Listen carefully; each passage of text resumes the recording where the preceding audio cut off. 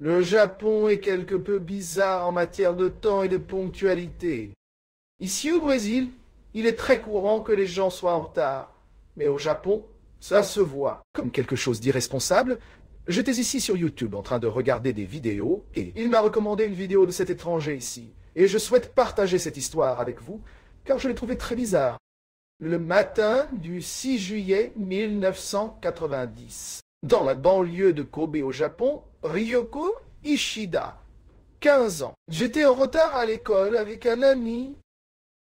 Elle n'a pas été identifiée dans les rapports et s'appelle Girl Eye. Et après avoir effectué une correspondance en bus, elle est allée en train jusqu'à la gare de Shenzhen-shu. Arrivant à 8h17, un train, un peu plus tard qu'elle ne le ferait normalement, a commencé la marche de 15 minutes jusqu'à lycée Takatsuka via l'itinéraire réservé aux étudiants.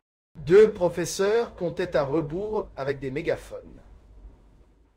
Jusqu'à ce que la cloche du matin sonne et que les étudiants se précipitent.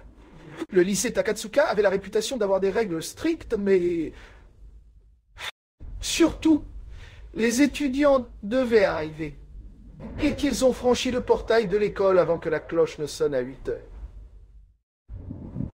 Les étudiants en retard ont été obligés de se promener sur le terrain.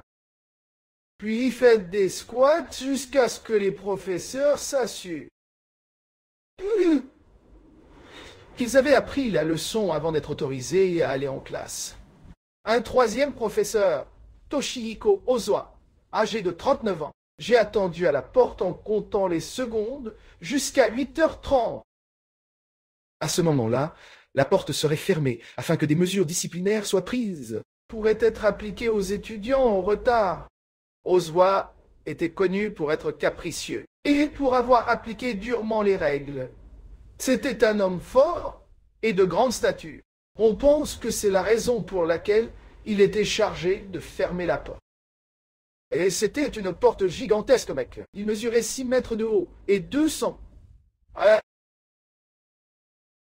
C'est trop lourd. C'était une porte métaphorique. Et il glissait sous les chenilles et nécessitait une force constante, considérable à fermer. Bon, 8h30, dès que la sonnette a sonné, il a commencé, poussant le portail pour la fermer, déterminé à ne plus laisser passer d'autres étudiants. Un groupe d'étudiants a couru lorsqu'ils ont entendu la cloche, mais s'est arrêté juste avant, quand il vit que le portail bougeait déjà. Ryoko et la filla, voyant les élèves courir, les poursuivirent. L'espoir d'arriver avant la porte était anéanti. Dans un dernier effort pour pénétrer dans l'enceinte de l'école, ils se séparèrent et firent le tour du groupe, s'arrêtant près de la porte, mais Ryoko semblait toujours penser qu'elle pouvait s'exprimer à travers le fossé. Entre le mur de béton et le portail, il se pencha en avant tout en courant, et ne ralentit pas tandis qu'il courait vers l'entrée. La tête de Ryoko était coincée entre le lourd portail et le mur de béton. Un étudiant qui regardait accourut et a tenté de repousser la porte pour libérer, qui était tombé et se tordait sur le sol. Ozawa, sans se rendre compte de ce qui s'était passé, croyait que l'étudiant essayait d'ouvrir la porte pour passer et éviter la punition et l'aurait traité d'idiot alors que se dirigea vers le bout de la porte. À son arrivée, il aurait vu Ryoko s'évanouir sur le sol avec du sang sortant de ses oreilles. Elle a été transportée en ambulance à l'hôpital universitaire de Kobe, et un peu moins de 2 heures après que la porte l'ait frappée. L'impact de la porte et son crâne blessant mortellement son cerveau, la réponse de l'école à la mort d'un de ces étudiants qui vivaient sur le campus. C'était pour le moins terrible et bizarre. Les étudiants étaient obligés de passer leurs examens finaux, comme d'habitude, et Ozawa lui-même a administré les tests sur là. Répondant aux questions sur l'état de Ryoko, il dit simplement « Elle est blessée, mais ses jours ne sont pas en danger. » Lorsque la police est arrivée sur les lieux, elle n'a pas été appelée par les responsables de l'école. Mais quelqu'un à l'hôpital a découvert que l'école avait été nettoyée avec un tuyau, peuvent décrire Ryoko avant de pouvoir mener leur enquête. La presse a rapidement repris l'histoire, et c'est devenu national du jour au lendemain. Dès le lendemain, une assemblée eut lieu, et les journalistes étaient présents, et le directeur de l'école a simplement dit qu'elle aurait dû venir à l'école. 1 minute avant, laissez-le être le moment de repenser votre comportement. Comportement et ne pas arriver en retard. L'enquête a révélé que la force du claquement du portail contre le mur de béton aurait suffi à écraser même un casque de sécurité.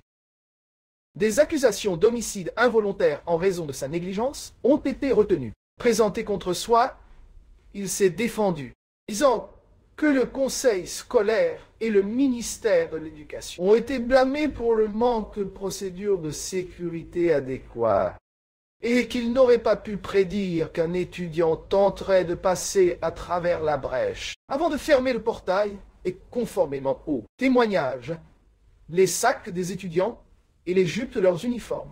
Ils sont restés coincés dans le portail il y a quelque temps, prouvant à déclarer au tribunal qu'ils connaissaient le danger de fermer la porte devant les étudiants. Le tribunal vous a déclaré coupable de meurtre et elle a condamné à 3 ans de probation. Je ne voulais rien dire, mais je pensais que c'était une peine très clémente pour lui. J'aurais pu obtenir un peu plus, et par conséquent, il y a perdu sa licence d'enseignement. De plus, une action civile a été déposée contre le gouvernement provincial. Il a été résolu le 16 novembre 1990. Avec paiement à la famille de R.M., leur homme, de Yen, pour la perte de sa fille. Si la conversion que j'ai faite est correcte, cela représente environ 2 millions de raies, je pense. Et aujourd'hui encore, le Japon en souffre beaucoup.